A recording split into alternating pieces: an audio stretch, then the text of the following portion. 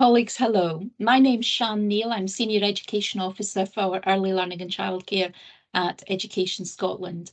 I'm delighted to welcome you to this session on high quality provision for under threes. But before I do that properly, I just want to run through a few protocols for this afternoon's session.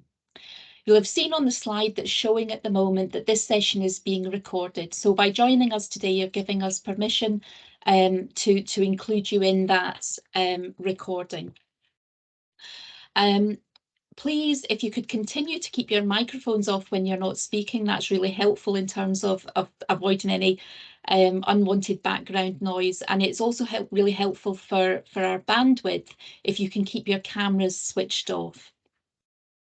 We will, however, be able to use the chat pane if you want to make comments or ask questions during the session, and we'll do our best to answer those, although I know we have a very packed schedule for you during this session, but we'll get to as many questions as we can. We've got closed captions available on this seminar if you'd like to enable them for increased accessibility. You can also use the chat pane to communicate any technical issues that come up. And we have Esther here from Speakeasy who's helping to support us with the technical side of things. So if you do lose connection, however, or if something goes wrong and something's not working for you, please don't panic. The best thing generally to do is just to leave the session and to log back in with the link that you used to join us in the first place. It's amazing how often that solves all the problems that we have in these type of events. We'd love you to tweet about your experience here at the Scottish Learning Festival this year, and we're using the hashtag SLF22 if you'd like to do that. And our presenters here today are coming from a diverse range of backgrounds, and throughout the festival that's the case, and they'll be sharing their thoughts and opinions. And it's important to note that those are the views of the presenters rather than those of Education Scotland. But without further ado, I'll get on to introducing our first presenter. And Moira, if you'd like to join us on camera and perhaps flick on to the next slide. Moira Hope is joining us today, and we're very lucky to have Moira. She's going to talk with us this afternoon about the work that she's done at West Johnston Early Learning and Childcare Centre, although I know that most recently she's been working in another Renfrewshire nursery, so we're delighted that she was able to join us this afternoon to share her practice with us. So Moira, I'll hand over to you. Thank you, Shan. Good afternoon, everyone, and thank you for coming along to my session on developing a sense of wonder in under threes and how we do that at West Johnston Early Learning Childcare Centre. I'll tell you a bit about our service first. So we are based in Renfrewshire. We are a local provision setting, and Renfrewshire, for those a bit further afield, is in the west of Scotland. We are in an area which is classed 5 and under in our SIMD, Scottish Index of Multiple Deprivation, and so all the associated adversity that can bring, and most of our children attending the centre come from these local surrounding areas. So for us, that means that some of the children attending the services are from some of the most vulnerable families in the Renfrewshire area. So that's why getting this so right is so important to us. So what informs our practice? Well, firstly, keeping the children at the centre of the provision and making sure we meet the needs of our families individually is what improves outcomes, and it's something that we really value at West Johnston. The culture and demographic of the centre means that our role, or perhaps our legacy as practitioners, is to ensure that we embed the rights of children. And we know that childhood is not fixed universally, and upholding their rights means they can access learning and play despite the barriers there may be in place. Our environments promote curiosity and wonder from an early age, and we believe this promotes optimum brain development by the environments being nurturing and forming secure attachments.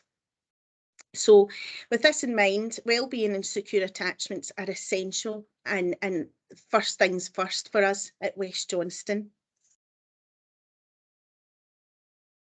So a nurturing approach for us equals a healthy brain development. Forming secure attachments is essential. And for healthy brain development and readiness to learn, this is what we try to do at West Johnston. And we do it because we know that by the age of 3, most of our children's brains are developed by 80%. So this is the optimum time to put in all that lovely, rich learning.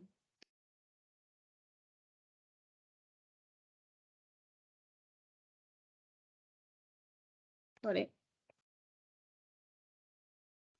So we embed our nurture principles. These are really important to us and a huge part of life at West Johnston is getting these right for our children. We understand our children's learning developmentally, not in terms of expectation, but in terms of where the individual child is at that point. We know that language is vital and it means a communication, and we promote this talking and sharing interactions all the time to build early vocabulary. And this helps us to reduce frustration and it promotes future communication development.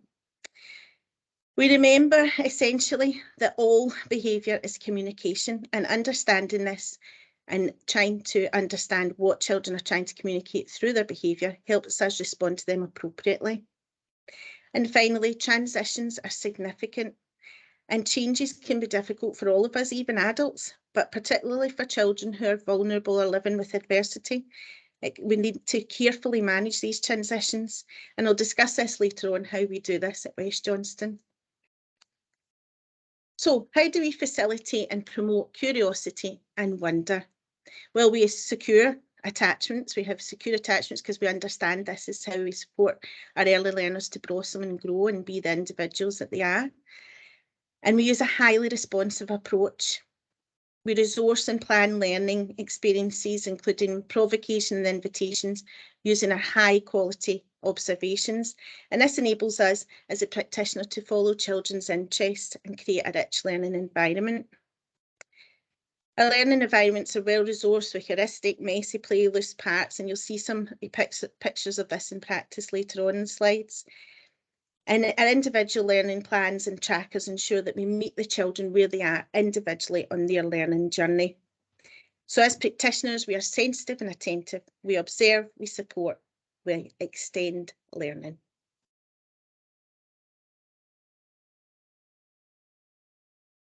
So the role of the practitioner. So we think of ourselves as the resource we can offer our children. We inspire curiosity, we let children lead their own learning. They are at the centre of this all. And for us to provide them with this rich learning environment, which is well resourced, is how we do it. We provide provocations and invitations to play and learn using open-ended resources. And you can see here, here's some nice interactions.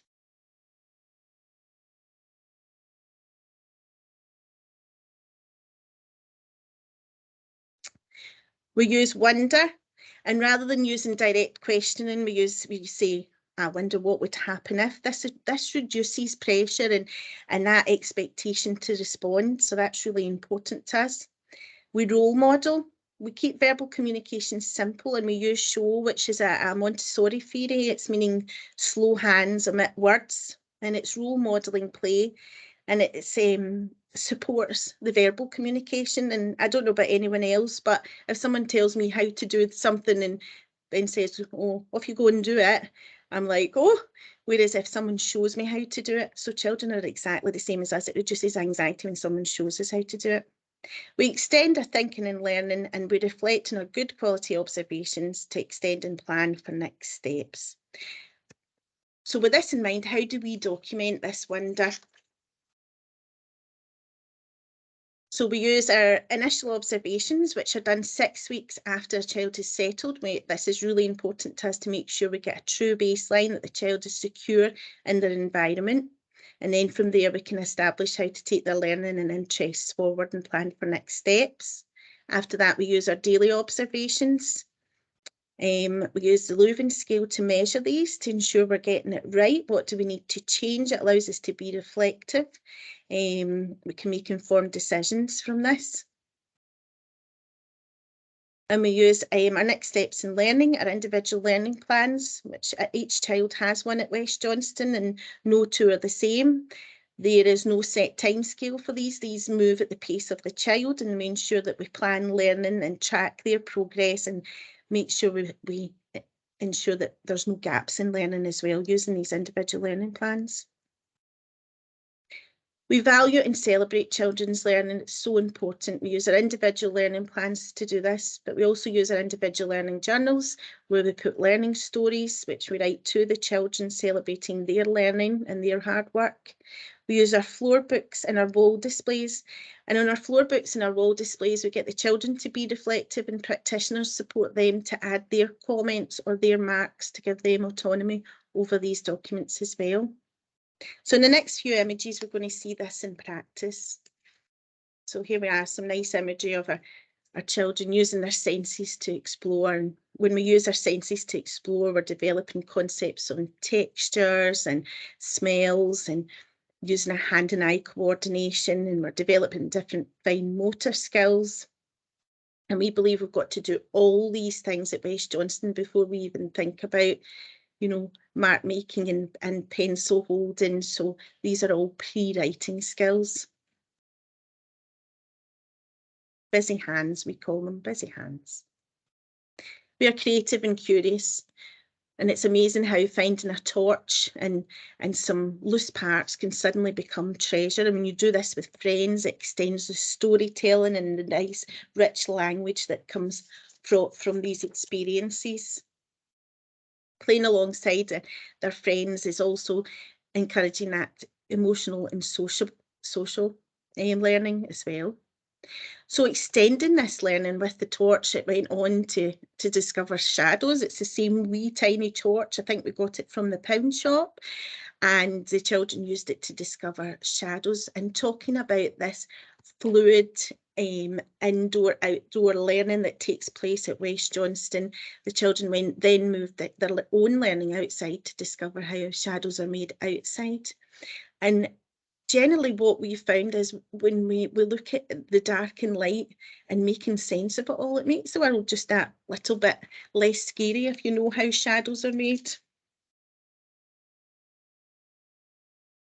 So I'm experimenting, and in here we're using numeracy and mathematical concepts to test how deep's that water. We're using our wellies, how far does that come up? And we're wondering, how are puddles made? And in this image on your right hand side here, this little girl's so super excited because she has made this puddle, and that's what learning's about. It should be exciting, and you should share it with your friends.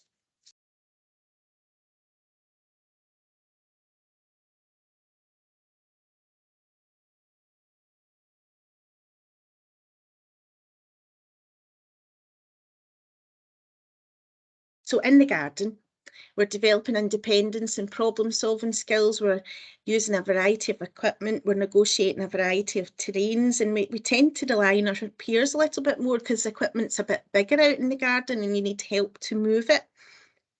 And that brings in that nice working together, working alongside our peers. And when you're an explorer and you're brave and you're curious, you can take your learning a bit further and you can explore out in the community. And again, you use these skills and develop them further, negotiating terrain out there and experiencing the textures outside. And in the forest, everything feels a little bit different. It can be damp, it can be dry, it can sound different. And everything becomes treasure to children, leaves, pine cones, and they begin to categorise these things and sort naturally outside as they would do inside with the resources you provide. We develop a love of books at West Johnston, and literacy skills are promoted daily, and access to books and props and things that bring literacy to life. And quite often sharing a book with an adult is lovely, but quite often looking at a book on your own provides that quiet time throughout the busy nursery day. And here they're looking at print. They can explore that print has a meaning. They can't read it yet, but they understand it has a meaning and they know that we read it to them. And moving on from that, and our nice storytelling props, and here they are, they're exploring, I don't know, probably recognise this book, Once Upon a Time. It's a favourite of ours at West Johnston, and we've got all the props that go with it, and you can see here in the lower down picture on the right how the wolf has, I think, eventually got those 3 little pigs there. But it helps us to help children to tell the story in their own words and create their own stories, and it builds attention and listening skills as well. So this brings me on to why our interactions are so important. At West Johnston, our interactions with our practitioners should be sensitive and attentive to our children.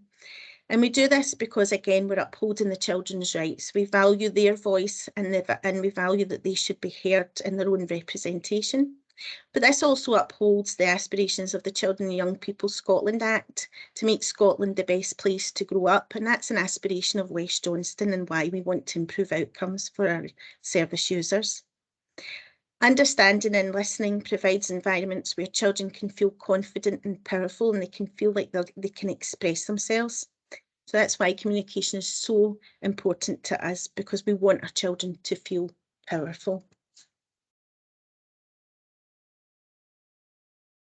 So what influences our communication journey? Well, children are motivated to communicate when adults are motivated to meet them on their communication journey. And by examining the many facets of children's experience of communication, their previous learning from home, the environments that they're in, their genetics and their individuality, just their likes and dislikes, are shy and outgoing people out there. This affords practitioners to have a deeper empathy of the child and a stronger advocacy and make more profound connections. And when a child feels valued and respected, this extends out to our parents and our carers, and it helps to improve outcomes for all. So at West Johnston, we feel before we even start thinking about communication that we, the practitioners, need to understand it. We need to understand how communication isn't always a fluid process, and the early communication, that pre-verbal stage, doesn't always make sense, and sometimes it can take a bit of deciphering to distinguish what they are trying to communicate. But we get there because we actively listen, and when we actively listen, we reinforce and build those communication and confidence skills. And we build vocabulary through play, songs, rhymes, wondering rather than asking questions, and this all supports this process that we see in front of us. At West Johnston, we take that a bit further. We support comprehension and understanding of verbal communication using visual prompts, and we find that the use of visual timetables and now next board support our early threes, as I was talking about earlier, with transitions in the day. They can see and predict what's going to happen throughout their day, and that gives them that wee bit of control and reduces frustration if they know, first of all, I have to wash my hands, but then I know I'm going to get my snack, so that's okay. I can deal with that. And it's a bit like us as adults. We want to know what's going to be happening next. So we do all this, but we also implement the interventions of other services, and I'm just going to discuss some of them that we use at West Johnston to support communication. So we work alongside the Renfrewshire Inclusive Communication Environments, and we use that as an approach which is incorporated, ensuring that every child is heard. It's an ongoing development to meet speech, language and communication needs of all children. We offer environments which enhance and promote speech and language, and where the adults are responsive and use strategies to promote participation of our early learners. We work closely with speech and language therapists to implement and adapt their strategies to support our learners. We've recently been using the Attention Builder, which is an invitation to learn and engage, and it encourages spontaneous communication through the use of visually based and exciting activities. So you can see it down here in the top left-hand corner. They sit and it builds attention and listening skills. They move on to different stages and they explore. Again, it's about following simple instructions, listening, paying attention, and it builds all these nice, rich skills in our under threes. It encourages spontaneous interaction. There's no pressure, and it can be verbal and it can be non-verbal. Other strategies in place is that sometimes before we use our visual prompts in the form of a picture, we will use a concrete object prompt. So that's like a picture of the child doing something. So you can see the child in the top right-hand corner pointing at the now and next. And this is to prompt him to use the now and next card to find out what's happening throughout the day. And then we'll move on to the picture prompts from that. Other strategies that we use is the patter strategies. We use, again, from speech and language. These are wait and respond, hoping and adding, describing what a child is doing. And again, it's just injecting that rich language into their day. Finally, the children use and the staff use simple Makaton signs, and this is to reiterate significant words being said, and it supports obviously our verbal communication. We display Makaton sign of the week in our hallway, and we encourage our parents and our families to get involved in using this at home. Again, another tool which reduces frustration and gives our children a voice, and that's essentially what we're trying to achieve. So moving on to our last slide, thank you for listening, and I hope that I've shown you how we develop curiosity and wonder and learning in our environments at West Johnston, and how effective observations and documenting can support this learning taking place, and why it's so important in our under threes. And I hope that this presentation has showed you the multifaceted approach that we take. It's not a one size fits all, and we try and we adapt and we evolve, and I hope that's apparent in this, because our goal is to have confident and curious lifelong learners. And I just want to leave you with this little final thought, which I just think about every day when I'm in my role, is the best educators are those who show you where to look but don't tell you what to see. Doesn't that just sum us up nicely? Thank you very much for listening. Moira, thank you so much for that. It was just fantastic to see the range of provision and support that you've got in place for young children. But I'm not going to say too much just now. I'm going to take us straight over to our next presentation, which is from Fiona McLeod. And thanks, Fiona, for switching your camera on there. So Fiona McLeod is the manager of Stornoway Childcare Centre, and Fiona's been leading work with the under three provision in Stornoway. So Fiona, if you'd like to share your presentation, I'll hand over to you. Thank you, Shan. Can you see that okay? It's not up yet, Fiona. Sometimes it takes a wee second. With me. It would help if I would press the share button. That's us, and if you just like to put that in, perfect, thank you. Okay, so I'm based in Stornoway, and our setting takes children from 3 months to 3 years, and we moved into our wonderful new setting in January 21. Oh, sorry. January 2021, and much of our focus was on the learning environment, and it went swimmingly to begin with when we went quite at capacity, and we wanted, come January 2022, everything opened up again. Everything returned to normal, and we realised our environment wasn't working as well as we thought it was. So we spent the last 6 months really focusing in on an environment. And when we think about the environment, it's not just the physical space. We're talking about the interactions, the experiences, and the spaces that are available to the children. So our starting point was actually to pause. We stepped back, we looked, how are the children using the various environments that are on offer to them? And we used the Lumen scales for enrolment of that. And I know Moira mentioned these as well. They're such a simple tool to be using. And in some areas, outdoors and indoors, there were spaces where children were operating quite often at level 2.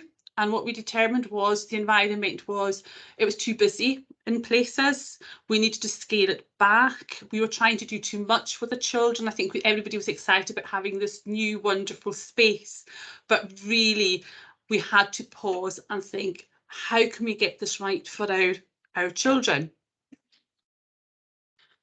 So we really started focusing in, as a setting, we're very much bound by Froebelian principles. So the children of families at the heart of everything we do, homely environments and connecting, that they're connected, each area is connected within our setting, both indoors and outdoors. So these are just a snapshot. This is very early in our term, where our indoor and environment home areas are linked with our reading and quiet spaces. So you can see that both indoors and outdoors, the imagery there. This has allowed children to transport, for example, the books from one area to the next. We've actually found that their engagement with literacy has increased by doing this and having this connection across the areas. They'll take books spontaneously, whereas before it tended to be something more done as an adult-led activity. You had to gather the children, and now it's just beautiful. You see them in their cosy corners, they'll sit with books, they're reading to each other, they're reading to babies, the dolls that we have. We start small when we're introducing resources into the areas as well, so not to overwhelm the children, because when we had it was almost over-resourcing. So we've scaled that back a bit. So within our home corner, we always have malleable within our home corner. So there's sensory experience for the children, salt and pepper shakers with different herbs and spices, pots with lentils, pasta, oats, whatever, but we rotate it and keep it small. And that has also increased children's level of involvement and engagement with these experiences, and it's taken them from a level 2 to a level 4. Outdoors, although it's linked, the home corner area is a lot messier, it's bigger than indoors, but it still links beautifully to the quiet corner space outside. You can see these two bottom left pictures.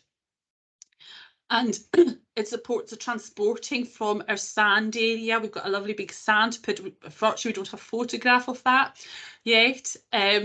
So again, starting off small with our resources, but building it up over time, and each time providing more challenging experiences, more challenging resources in the area. Building in literacy and numeracy just through weight, science, technology. I'm but engineering and maths. So building in scales, weights into these areas as we get to know our children. So this is basically term 1. The bottom right is actually our baby room, and one of the things we did there, we've taken the home corner, we've taken that area and placed it in the centre of the room. Now we did that last October, and it's the one area in the whole setting that hasn't changed from the day that we did it, and we will not change that. It gives the children, especially for those new starts, a 360-degree view of the room, and it really supports and helps them settle into the nursery, observing the other children, giving them a safe space, engaging with staff, an environment that they're familiar with. You know, there's the cups, the saucers, these are things that are all in the family home, so it's sort of to reflect that homely feel. Another area that is heavily used now, but previously wasn't, was our block play and block play resources. Realising the ambition, and as practitioners ourselves, we know, and it tells us it's important that we are continually developing our practice. And block play was something that was very underused resource. It tended to be sitting, it was in a box. So we invested heavily and developed block play areas in both our 2-year-old rooms, and we've got the hollow blocks and we've got the unit blocks. You can see they've got shadow cards to support children, so when they're finished with them, they can put them away.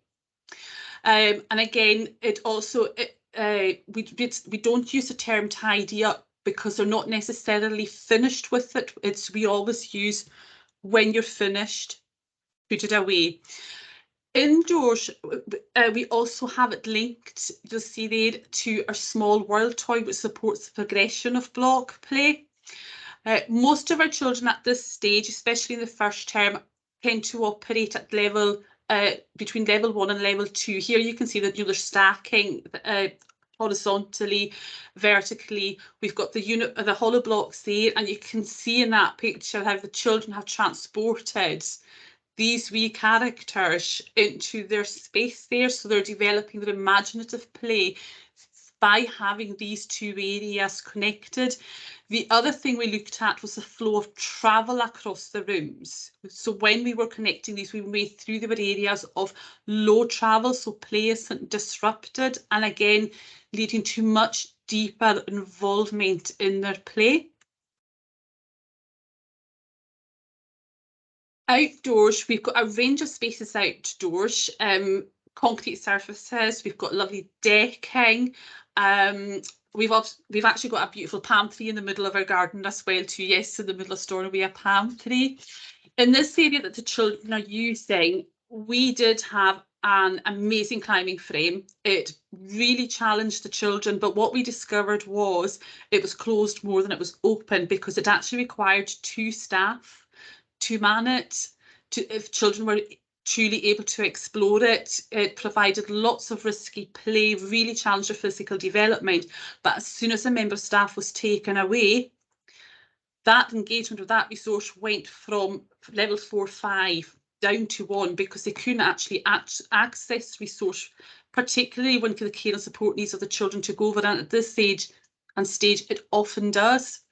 So we replaced that with loose parts and some block play as well. So, but I wanted to share the loose parts play that has taken, it has really, really challenged and engaged these children. In that centre photograph, you can see a younger child and an older child working together. The older child is actually jumping from crate to crate before going over the bridge that they've made using the tires and the planks, and the younger child is copying. They've got that opportunity, but previously that younger child would have struggled to even possibly access the slide that we had. The other two, the 2 girls on the left-hand side, this was completely spontaneous, completely child-led, where they created, they made themselves the bridge as they went, and the other child went under. Other children later on came to join that play, where you actually had 6 children participating in this activity and rotating, turn taking, sharing, challenging themselves, negotiating with each other, so negotiating the rules of the game. And this is children at 2 years old doing this, you know, it's and actually younger than 2. And it's important to remember that they're very, very capable, and not to underestimate where they are. This other wee girl, this was an absolute wow moment for her. Up until this point, it was always looking for adult support as they crossed that bridge. And this was her doing it independently for the first time, really concentrated, really focused. And when she reached the end of that, the sense of wonder in her face from actually doing this all by herself. We also have our little nature spaces within our garden. I mentioned there's quite a lot of it is concrete, but we do engage with nature on a daily basis, both within our setting, but also out with. We have beautiful areas out within the local community. We have our castle grounds, we have local streams that we can go to as well within the castle grounds, and again allowing children to take risks within sort of the wider community. Here the children are involved from the very, very start, from prepping to planting, harvesting the vegetables, caring for them as through the course of the nursery day as well too. This is something where adult support, guided support, is required with the children to help them learn to care for living things. So you heard Moira mentioning about role modelling, so we're doing a lot of support with that. We do a lot of the wonder what would happen if you pulled it out, you know, so there's a lot of that around, that sort of skillful questioning, standing back and waiting and giving the children time to explore as well too, you know, they're touching it, they're feeling it, you know, that whole tasting the cooking. It's something that links with home as well too, because each of the children will be going home with a little vegetable soup pack to do at home, and then share that back with us through the big soup share, which we're involved with. We've also got spaces within spaces. We've introduced mobile stations within our rooms as well too. A lot of the Froebelian approaches, and not just Froebelian, Anna F. mentions this as well too, around, you know, having resources that are accessible to the children all the time. However, we also need to take into account the age and stage, and like many settings, you know, staffing, staff rotations might come into that as well too. So we've made them mobile, so we can make a quick decision on whether it's suitable to have the baking out or whether we go to our Play-Doh station. And they're working really well, but there's always one of them accessible in the playroom all the time, and the children can choose whether they want to bake or not. Here you can see we've got a couple of our bakers. So again, it's two very different stages of development. So the wee boy, he's using measuring cups for measuring out the quantities, the ingredients. You can't actually see it in the imagery there, but we do have a sequencing book for our bread recipe as well too, which the children are familiar with, also on with our Play-Doh. And they're able to follow that recipe just by making sure it's available and be able to practice these skills every day. This wee girl, this was a very sticky bread, very, very sticky, and she recognised that, and the staff member who was sitting back expecting, I wonder what would happen if you added more flour, which she did, added a couple of extra scoops and discovered, wow, it's not sticky anymore, and using that language really helped to progress that. One of the things we really did when we started this journey of improving our environment and really ensuring it's enabling, it was slowing down. Sometimes we rush to do things and we don't really think of the impact it's having on the children. You know, if it's hurried, is this what we're teaching them? We want them to slow down. We want them to take time to learn. So we need to be thinking about our routines. You know, are our routines supporting our children to develop skills? Are we hurrying these routines? So are you rushed in getting the children ready to go out? Are you giving them time to put on their own jacket? These little skills for life that children learn. Are we giving them enough time to do things for themselves? Are we giving them opportunities through their play to engage with appropriate resources that can also challenge their learning? So learning to take care of things, and I know a lot of us have already moved to a lot of real life resources, but this wee girl at the top here, this is her when she was in her under twos room, and real life resources there. Yes, we've had lots of breakages, but it's actually supported the children to learn to take care of these resources. And that's her gone from using real life resources in a play situation to actually, this was a child's birthday, hence the cake, pouring her own milk, opportunities to butter their own toast at snack time. Are we giving children time to do these things, or are we allowing logistics to get in the way? And again, the Leuven scales are a really good way of measuring that. And it gave us a lot of evidence in terms of these routines. You know, yes, at times we were hurrying the children, you know, they wanted to get out, but actually we were rushing them. Once we stop and step back is when you truly see what the children are actually capable of themselves.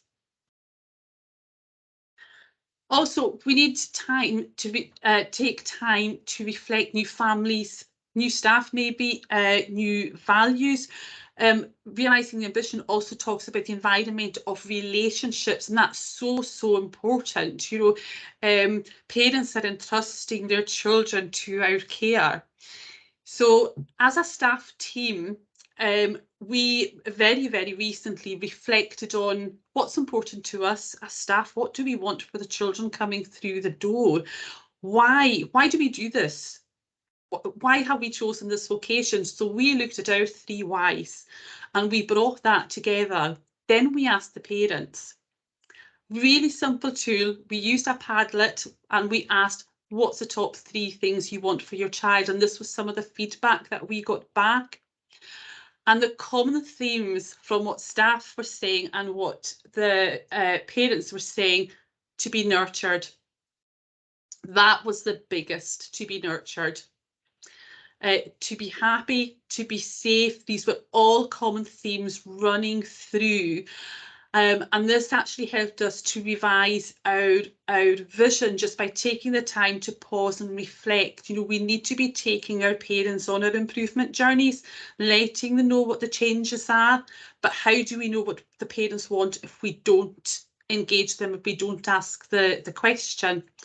So joining up the two, we know our vision is a shared, truly shared vision between us and our parents, that every child is nurtured, happy and safe in a loving and caring environment. So that's the end of the presentation. I hope you found some useful information in it. Thank you. Moira, thank you so much for that. Sorry, Fiona, thank you. That was fantastic. I've scribbled down loads of notes, as I did with Moira's presentation, and it's just been a wonderful session. I think that there is no more important job than working with our very youngest children, and it's just been super to hear about the work that your setting has been doing on that.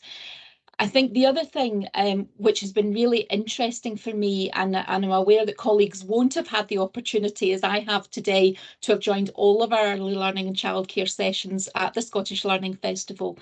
And I have to be honest, we planned them all individually. And we contacted people individually for their presentations. But what's been wonderful listening to every presentation from early on this morning through to the end of today is that we have heard from everybody about the importance of being child-centred, having the children at the centre of everything we do, thinking about our whys, why do we do things, what's our motivation, and that focus on children as individuals and meeting children where they are. So I want to thank both Moira and Fiona so much for their presentations this afternoon. We have just about 3 minutes if I look at the clock. So I don't know if anybody has any questions or comments that they want to make. People can pop up their hands or put a comment in the chat pane if you'd rather. So we're getting lots of thanks there, and I think Kirsty's mentioned those practical ideas that you have both shared around supporting our very youngest children, and I think that's always something that colleagues are really interested to hear from one another. Any questions for our presenters, either for Moira or Fiona?